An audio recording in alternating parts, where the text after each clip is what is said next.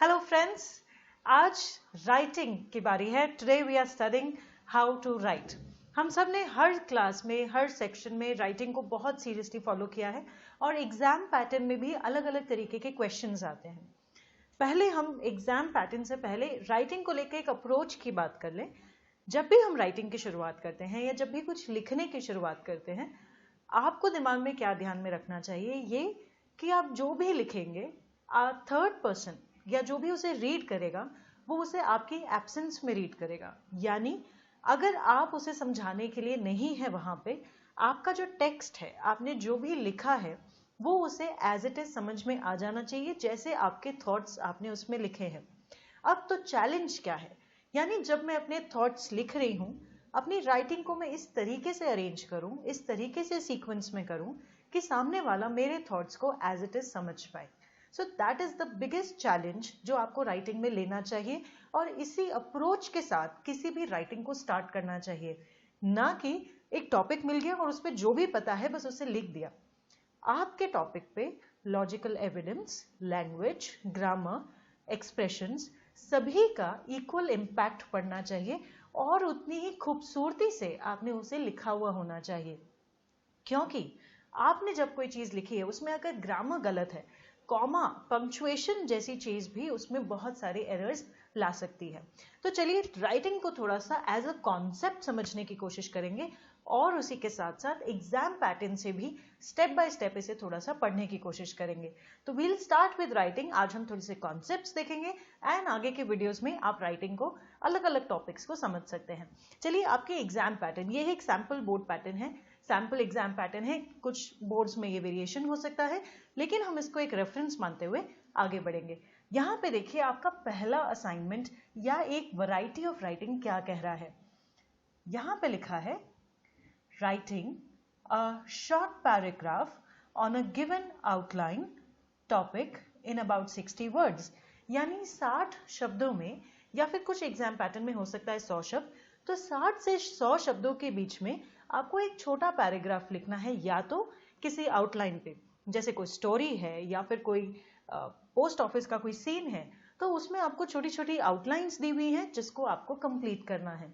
तो ये 60 शब्दों में लिख सकते हैं या फिर 100 शब्दों में, या फिर आपको लिखना है कोई भी topic, person who you admire the most, या फिर आप जीवन में किससे सबसे ज्यादा प्रभावशाली मानते हैं, या आपके फेवरेट टीचर। ऐसे कोई भी छोटे टॉपिक्स या चीजें हो सकती हैं। आगे हम देखें आपका दूसरा पैटर्न क्या कहता है। A short writing task based on a verbal and visual stimulus. Stimulus का मतलब क्या है? देखिए, मैक्सिमम वर्ड्स दिए हैं 75, कुछ जगह 100, कुछ जगह 150 वर्ड्स भी हो सकते हैं। अगर शॉर्ट राइटिंग टास्क है, अगर एक छोटा सा राइटिंग टास्क है, वर्बल स्टिमुलस यानी आपकी सोच को प्रोवोक करने वाला। मैंने अधिकतर स्टूडेंट्स को देखा है, राइटिंग टॉपिक्स या ऐसे टॉपिक्स वो लर्न करते हैं। आपको ऐसा करने की जरूरत नहीं है।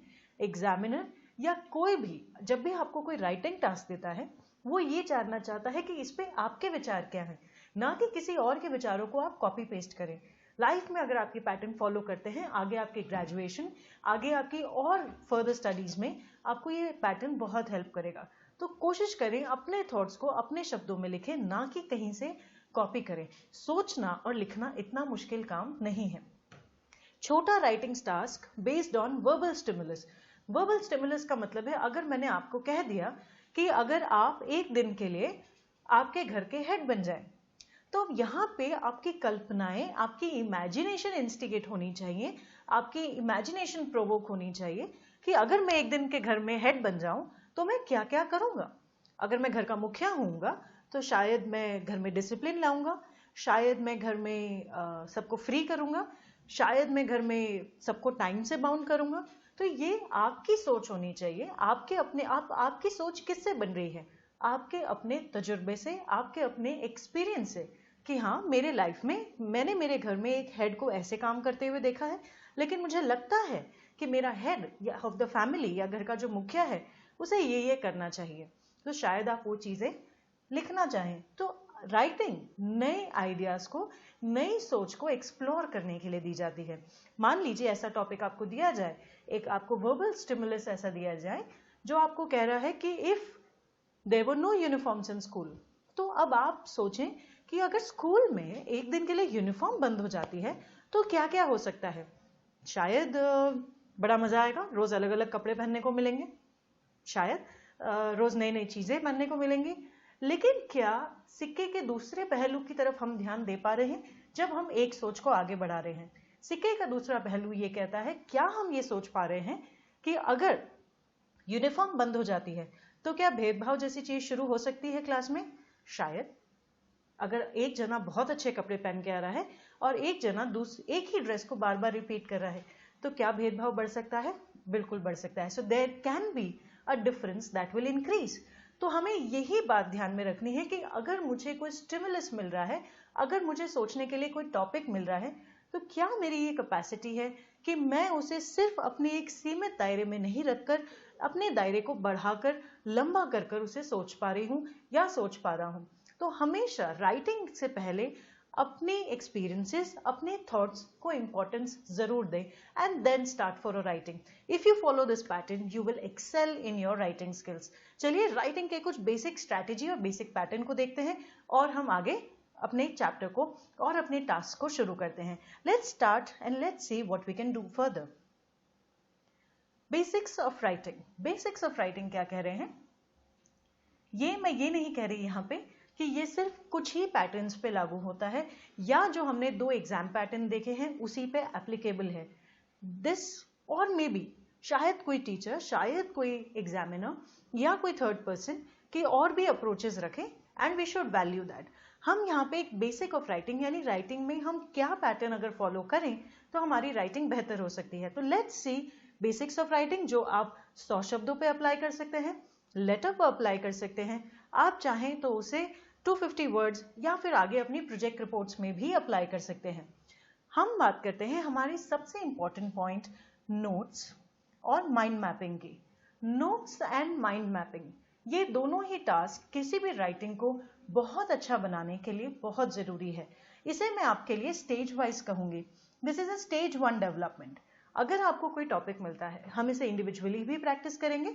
नोट्स और माइंड मैपिंग अगर आप कर रहे हैं, जरूरी है कि अगर आपको 2 मिनट में कोई टॉपिक लिखना है तो आप 30 सेकंड जरूर लें उस पर सिर्फ सोचने के लिए। पूरे 2 मिनट लिखना जरूरी नहीं है। आप अपना टाइम मैनेज करें। 2 मिनट में से अगर आप 30 सेकंड निकाल सकते हैं, 10 सेकंड या 20 सेकंड, तो एक बड़े टॉपिक पे क्या आपके इंपॉर्टेंट पॉइंट्स बन रहे हैं उसको आप सोच लें ताकि आप आपके आइडिया और लैंग्वेज दोनों सेगमेंट्स को अलग कर पाएंगे। तो जब आपने बहुत अच्छे से सोच रखा होगा कि मुझे लिखना क्या क्या है, आपकी राइटिंग बहुत अच्छी होगी। नोट्स और माइंड मैपिंग सेक्शन में हम इसको अच्छे से प्रैक्टिस करेंगे। दूसरा important task sequence. Second stage is sequence. Example से इसे समझने की कोशिश कीजिए। मान लो मैं आप लोग को एक टॉपिक देती हूँ, advantages and disadvantages of living and working in a foreign country, यानी विदेश में रहने के फायदे और नुकसान। अगर ऐसे में आप लोग लिखना शुरू करते हैं कि विदेश में रहना बहुत फायदेमंद है, विदेश में रहने से बहुत कुछ घूमने मिलता है, विदेश में रहने से रेसिज्म होता है और विदेश में जाते हैं तो बहुत पैसा भी कमा सकते हैं। अब आपने आइडिया तो पूरा लिया, आपने चारों पॉइंट्स को बहुत अच्छे से कह भी दिया, लेकिन क्या आपके चारों पॉइंट्स अरेंज्ड हैं? क्या आपके चारों पॉइंट्स सीक्वेंस में हैं? आपने 2 पॉइंट्स पहले अच्छे बताए, फिर एक नेगेटिव बताया, फिर एक पॉजिटिव बताया।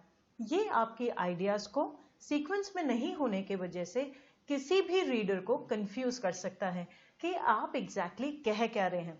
इसलिए बहुत जरूरी है कि हम राइटिंग में एक सीक्वेंस फॉलो करें कि जो पॉइंट सबसे ज्यादा जरूरी है, high priority, medium priority and low priority, और उसे एग्जाम्पल्स, इलस्ट्रेशंस के साथ प्रूव करें। दूसरा एग्जाम्पल लेते हैं। मान लीजिए अगर आपको एक टॉपिक दिया जाए, एडवांटेजेस या importance of television in a students life. Importance of television in a students life अगर आप शुरुआत में ही ये लिख देते हैं कि television is very important, television is very necessary for today's students, they can watch Discovery, they can watch different channels, they can watch entertainment, and television is you can use for learning your lessons also. तो आपके points जो आ रहे हैं वो mixed points आ रहे हैं। आप learning की भी बात कर रहे हैं, आपने लर्निंग का एक एग्जांपल दिया डिस्कवरी के थ्रू, आप लर्निंग का दूसरा एग्जाम्पल दे रहे हैं 2 पॉइंट्स के बाद. So this will again confuse and show the reader कि आप अपने आइडिया को लेकर क्लियर नहीं हैं. यानी आपको ये तो पता है कि टीवी से लर्निंग के फायदे हैं, लेकिन एक एग्जाम्पल को आपने दिया पहले पैराग्राफ में, दूसरे एग्जाम्पल को आपने दिया चौथे पैराग्राफ में. So this disturbs the sequence of your writing, जो नहीं होना चाहिए. इसीलिए sequence is one of the basic of writing, कि हमने पहले 5 मिनट या पहले 2 मिनट पहले सोच लिया कि हमें लिखना क्या है, उसके बाद हमने उसे सीक्वेंस किया. तीसरे पॉइंट में आप ये ध्यान दें, हमें लैंग्वेज, ग्रामर या पैसिव वॉइस का यूज करने की कोशिश करनी चाहिए. जैसे लैंग्वेज, जहां जो जरूरी लैंग्वेज है, जो जरूरी भाषा है, उसी का इस्तेमाल करें. ग्रामर की एक्यूरेसी होना बहुत जरूरी है, जैसा हमने शुरुआत में भी बात की. दूसरा, पैसिव वॉइस. अगर आप मान लीजिए अपना पर्सनल ओपिनियन दे रहे हैं, या आपको कोई छोटे टॉपिक में आपका क्वेश्चन आ जाए, आप अपना डेली रूटीन बताइए. वहां जरूरी है कि आप सेंटेंस को प्रेजेंट टेंस में लिखें. I do this, I get up early in the morning, after this this happens. तो आपको लैंग्वेज को सिलेक्ट करना होगा कि मेरा ये जो थॉट है वो किस फॉर्म में आके सबसे ज्यादा खूबसूरती से समझाया जा सकता है. दूसरा, मान लो अगर आपको टॉपिक दिया हो memorable incident of your life, यानी आपके जीवन का सबसे यादगार इंसिडेंट, ऐसे समय में आपको कोशिश करनी चाहिए पास्ट टेंस यूज करने की. जैसे we went, we had gone there. तो इससे क्या होगा कि आप बता रहे हैं आपका यादगार इंसिडेंट, यानी आपके जीवन में एक बीता हुआ समय. तो अगर आप इसे यूज करेंगे तो आपको बहुत फायदा होगा और आप लैंग्वेज को अप्रोप्रिएटली यूज कर पाएंगे. तीसरी जो हम बात कर रहे हैं, use of passive voice. Passive voice ये आपको हेल्प करता है अपने पर्सनल ओपिनियन को हटाने के लिए. मान लीजिए आप कोई प्रोसेस बता रहे हैं, कोई रेसिपी बता रहे हैं, आप हमारे एक्टिव पैसिव के ट्यूटोरियल वाली वीडियो को भी देख सकते हैं. अगर मैं एक सेंटेंस कह रही हूं, I prepare coffee like this, अगर उसके जगह कहा जाए द कॉफी इज प्रिपेयर्ड, तो आपकी लैंग्वेज ज्यादा फॉर्मल और ज्यादा बेहतर लगती है.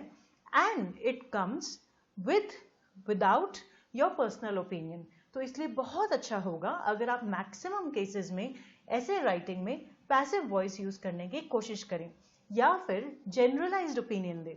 मान लीजिए मेडिकल की फैसिलिटी पे आपको कोई टॉपिक दिया हो, अधिकतर हम क्या करते हैं, हमारा अपना पर्सनल एक्सपीरियंस उसमें लिख देते हैं. I went to a doctor, that doctor was not good, he did not give me a treatment. ये हम सभी की प्रॉब्लम है कि लाइफ में अगर हमारा एक एक्सपीरियंस अच्छा नहीं होता, हम उसको एज एग्जाम्पल कोट कर देते हैं. जरूरी नहीं कि अगर आपको एक डॉक्टर ने अच्छा ट्रीटमेंट नहीं दिया हो, that does not mean that the doctor is wrong. हो सकता है आपके डायग्नोसिस या कहीं ना कहीं कोई चीज रूल आउट नहीं हुई हो. So you should give examples on general basis, कि ज्यादातर क्या होता है, एक्सेप्शंस तो हमेशा ही होते हैं. तो कोशिश कीजिए जब भी आप कोई फैक्ट, ओपिनियन या कोई आर्ग्यूमेंट पे बात कर रहे हैं, तो आप जनरलाइज्ड इश्यूज पे बात करें. यूनिवर्सल उसकी एप्लीकेबिलिटी चेक करें, यानी वो यूनिवर्सली क्या एक्सेप्ट हो रहा है, सिर्फ आपके ओपिनियन को वैल्यू ना दें. So use of passive voice is again one very important basic of writing. चौथा इंपॉर्टेंट पॉइंट जो हम मानते हैं, जो आपकी राइटिंग को स्टेज 4 पे ले जाता है, जो आपकी लैंग्वेज को और खूबसूरत बना देता है, that is transitional expression. Transitional expression से क्या फायदा होता है, मान लीजिए आप किसी बिल्डिंग में एंटर करें. बिल्डिंग में ना तो कभी लिखा हो रिसेप्शन, ना ही कभी लिखा हो मेन ऑफिस, ना ही कहीं लिखा हो फोटोकॉपी या ऑफिस डॉक्यूमेंटेशन या अकाउंट्स. आपकी हालत क्या होगी, आप उस ऑफिस में जाएंगे, आप जाएंगे, अच्छा ये रिसेप्शन है, अच्छा नहीं वहां पे जाइए, अच्छा ये अकाउंट्स डिपार्टमेंट, नहीं आप वहां जाइए. तो ट्रांजिशनल एक्सप्रेशन भी आपकी राइटिंग में एक ट्रिगर की तरह काम करता है. जैसे अगर आप कह रहे हैं, अगर आपने कहा कि living in a foreign country is economically advantages, यानी आपको आर्थिक या फाइनेंशियली एडवांटेजेस, यानी अगर आपको वो पैसे से एडवांटेजेस है, तो उसका एग्जाम्पल आप क्या देना चाह रहे हैं, क्योंकि वहां पे ग्रोथ अपॉर्चुनिटीज ज्यादा है या जॉब अपॉर्चुनिटीज ज्यादा है. तो आप लिखिए to prove this, for example to illustrate the economic advantage और to illustrate the financial advantage, it can be seen that the growth opportunities are higher, the pay scales are higher, the living standards are higher. तो जब आप एक example दे रहे हैं, prove हो रहा है कि ये इसी पॉइंट का एग्जाम्पल है. दूसरा केस लीजिए, अगर आप ये कह रहे हैं, दो ऑपोजिट पॉइंट्स बताने की कोशिश कर रहे हैं कि वहां पे जाने से ये तो फायदा होगा लेकिन ये नुकसान भी है। तो अगर आप दोनों चीजें बिना ट्रांजिशनल एक्सप्रेशन के बता देते हैं तो रीडर जो है वो कंफ्यूज हो सकता है। तो आप किस तरीके के ट्रांजिशनल एक्सप्रेशन को यूज कर सकते हैं? On the contrary, on the other hand, contrastingly, ये सारे पॉइंट्स हम एक एक इंडिविजुअली भी प्रैक्टिस करेंगे with examples and with topics. तो ये हम मानते हैं बेसिक्स ऑफ राइटिंग, जो कि बहुत जरूरी है आपकी राइटिंग को अच्छा बनाने के लिए, बेहतर बनाने के लिए और बहुत ज्यादा प्रोफेशनल बनाने के लिए। तो जब भी आप एक राइटिंग टास्क को अटेम्प्ट करने की कोशिश करें, इन पॉइंट्स को थोड़ा सा ध्यान में रखें। सबसे पहले हम क्या करेंगे? नोट्स और माइंड मैपिंग। दिमाग में एक पिक्चर बना लेंगे कि हमें लिखना क्या है, फिर उसे क्विकली सीक्वेंस करेंगे कि पहले क्या जरूरी है, दूसरा, तीसरा और चौथा कौन सा किसका एग्जाम्पल है। फिर हम उसकी लैंग्वेज पे ध्यान देंगे कि अब मुझे इसे लैंग्वेज में कैसे डालना है, और चौथा हम उसमें ट्रांजिशनल एक्सप्रेशंस डालने की कोशिश करेंगे ताकि हमारी राइटिंग बहुत ज्यादा इंप्रूव हो सके। एंड इससे आपको सबसे बड़ा एडवांटेज ये होगा कि आपका जो थॉट प्रोसेस है वो एकदम क्लियर हो चुका होगा। सो फ्रेंड्स, आगे के वीडियोस में हमने जो बेसिक्स ऑफ राइटिंग डिस्कस की है, इसको हम एक एक करके इंडिविजुअली डिस्कस करेंगे। Keep watching writing tips on your writing topics and different short paragraph topics. Thank you for watching Mr. Bharti Education Group. Have a great day.